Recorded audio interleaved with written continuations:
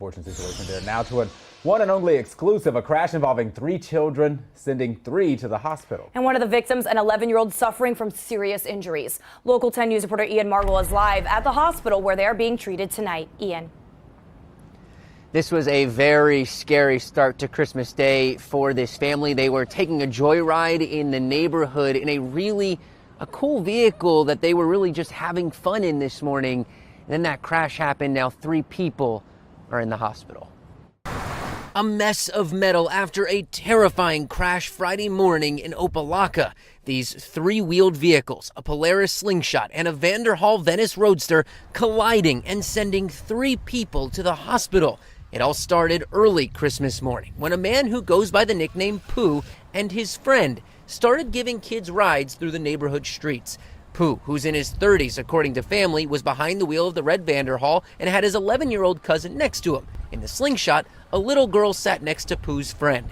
The 4 took this picture just before taking off, but as they came down the street moments later, a neighbor backed out of her driveway and into the road. When they tried to avoid hitting the car, the 3-wheeled vehicles crashed, sending 3 of the occupants flying. Neighbors telling us they could hear it happen. Our auntie, she was cooking and we heard a loud kaboom like an hour ago. The 11-year-old, whose mother identified him as Jeremy Jenkins Jr., had to be airlifted to Jackson Memorial, where he's stable but has facial fractures and dozens of stitches.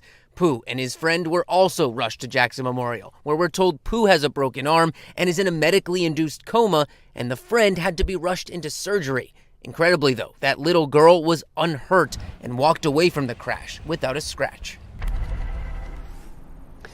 So the latest we have on the people that were involved. Again, that 11-year-old is in stable condition. He had some facial fractures, dozens of stitches on his face as well, but his mom tells us he's expected to be just fine. His cousin, Pooh, that 30-year-old that was driving him, he has a broken arm, and they say he's in a medically induced coma because he was in so much pain. The doctors did that so he could feel better and eventually recover. Again, he's also expected to be okay.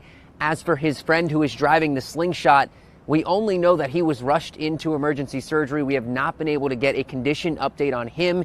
And once again, that little girl, unbelievably, not even ejected from those vehicles.